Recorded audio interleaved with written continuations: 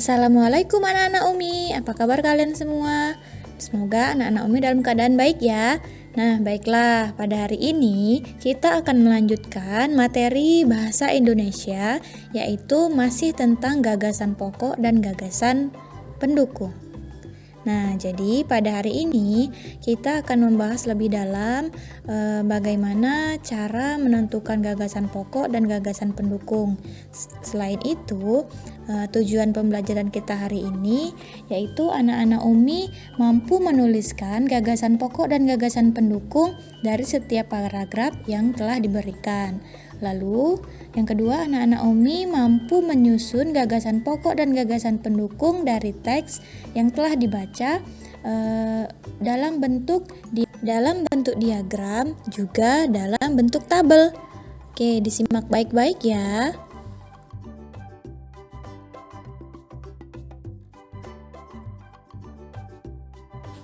Baiklah, yang pertama kita akan membahas bagaimana cara menentukan gagasan pokok dan gagasan pendukung dalam bentuk diagram. Yang pertama, caranya yaitu bacalah paragraf dengan teliti. Jadi anak-anak Umi silahkan dibaca paragrafnya, lalu kemudian perhatikan. Yang keduanya, perhatikan kalimat pertama dan kalimat terakhirnya. Nah, yang ketiga, kemudian tentukan gagasan pokok dan gagasan pendukungnya. Nah, jadi ketika sudah kita baca, lalu kita perhatikan kalimatnya yang awal dan akhir, lalu kemudian anak-anak Umi langsung bisa menentukan mana gagasan pokok dan mana gagasan pendukungnya. Nah, gagasan pokoknya itu dia terletak di bagian atas atau tengah.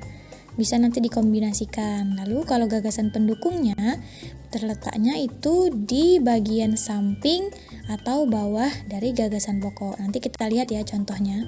Oke, next.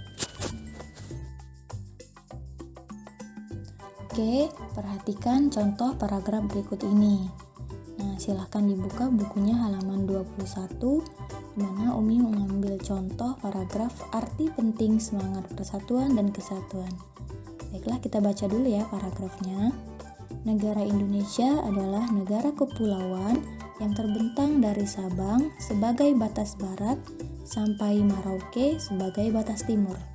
Sebanyak 17.504 pulau terbesar tersebar sepanjang wilayah Nusantara, terdiri atas ratusan suku dengan bahasa daerah dan adat istiadatnya. Keberagaman budaya ditambah kekayaan sumber daya alam yang ada memperkaya kekayaan kebangsaan Indonesia. Keadaan ini mengundang kekaguman dari bangsa-bangsa lain.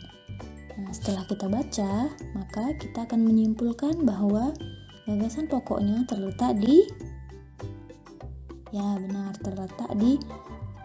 kalimat pertama, yaitu negara Indonesia adalah negara kepulauan.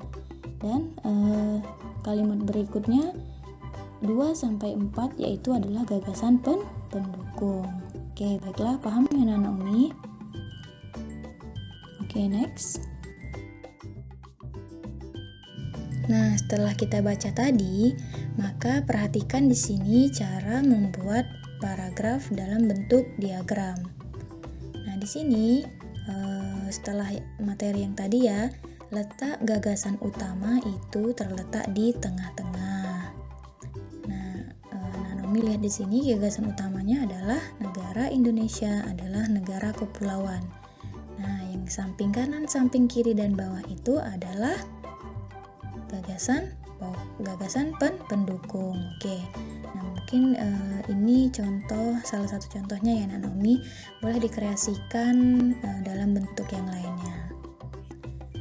Oke, selanjutnya.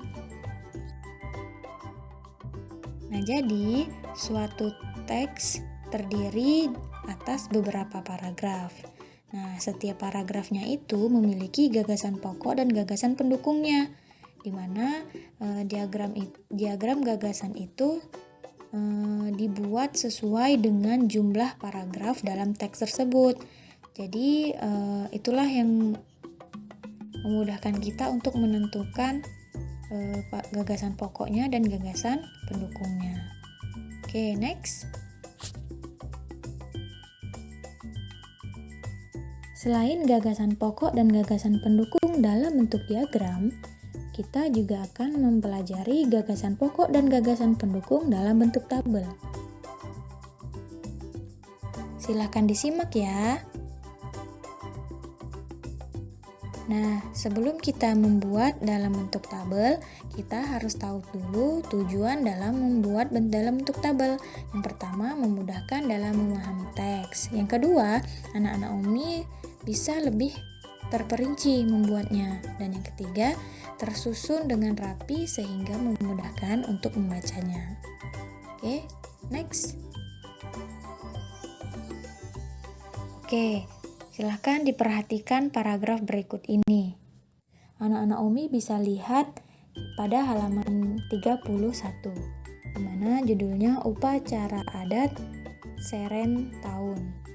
Nah, di sini ada satu paragraf lagi yang Umi contohkan, di mana gagasan pokoknya terletak di awal dan gagasan pendukungnya terletak di kalimat kedua sampai terakhir.